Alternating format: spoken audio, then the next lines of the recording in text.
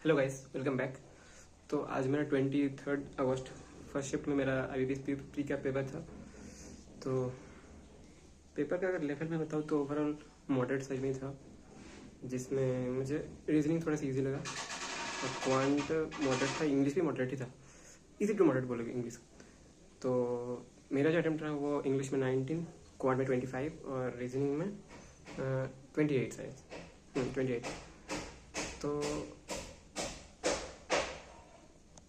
तो इंग्लिश में total 4 words का था और कुछ एरर्स था और फिलर्स था, डबल फिलर्स था और क्या था, हाँ पैराजम्बल था और रीडिंग कॉम्प्रिहेंशन था।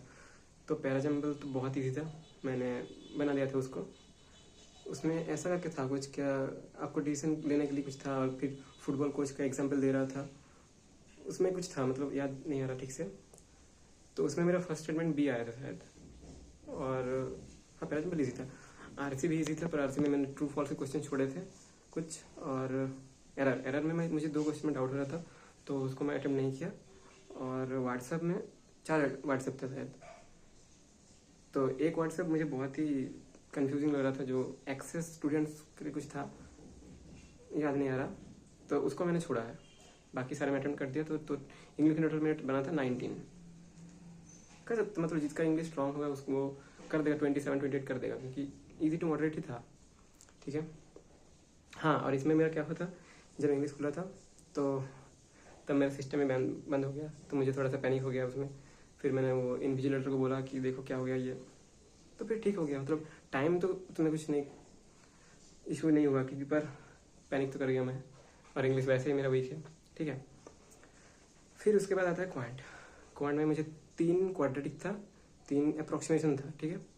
फिर 3 DI था, एक लाइन ग्राफ था, लाइन ग्राफ शायद, हाँ, और एक और लाइन ग्राफ कुछ था, मुझे याद नहीं आ रहा, और एक केसलेट था, और बाकी अरिथमेटिक था। तो मैंने वो लाइन ग्राफ वाला 2 DI चूज किया, उसको कर लिया था, बहुत ईजी था। 5 5 10 क्वेश्चन, और वहाँ पे स्पीड मैथ्स का 6 क्वेश्चन, 16 क्वेश्चन वहाँ पे बन गया। फिर कुछ अरिथमेटिक किया मैंने। फिर लास्ट में मेरा बचा था कि मेरे पास, मतलब मेरा 24 क्वेश्चन अटेम्प्ट हो चुका था और 3 मिनट बाकी था। अब 3 मिनट में मुझे डिसाइड करना है कि क्या करूँ मैं। तो मैंने केसलेट को चूज़ किया, क्योंकि मेरा केसलेट स्ट्रॉन्ग है। बट केसलेट तो किया, फिर बहुत ही कैलकुलेशन मिस्टेक हुआ, तो केसलेट तो मैं बना लिया था। बट लास्ट में जब देखा तो मैं 20 सेकंड बचा था, उसमें एक इजी क्वेश्चन मैंने चूज़ किया।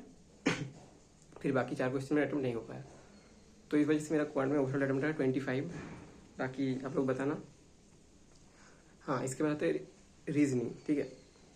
रीजनिंग में क्या था, 3 सिलॉग्स था, 3 इनइक्वालिटी था, और वो पेयर फॉर्मेशन वाला था, और मीनिंगफुल था एक, और बाकी पजल्स ही था, और एक ब्लड रिलेशन था। ठीक। तो इसमें मेरा 28 अटेम्प्ट हुआ, इसमें हाँ अनसर्टन था। ठीक ठीक ठीक ठीक, अनसर्टन वाला था एक। ठीक है। तो पजल्स मेरे सारे बन गए थे।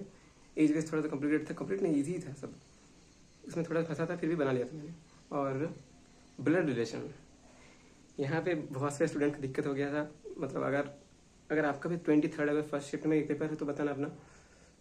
उसमें पूरा ब्लड रिलेशन बन गया था। फिर लास्ट लाइन था, C is the daughter of G. Daughter G ने A, C is daughter of P शायद, yes, C is the daughter of P. तो उसमें मेरा सारा मूड खराब हो गया, क्योंकि मेरा सब पजल पूरा बन गया था, ब्लड रिलेशन पूरा। फिर लास्ट में वो उसकी वजह से नहीं हुआ। ठीक है। फिर वहाँ से 3 क्वेश्चन छूट गए, और फिर लास्ट में बचा था अनसर्टन। अनसर्टन मैंने बना लिया था, तो उसमें से एक क्वेश्चन छूट गया मेरे टाइम की वजह से।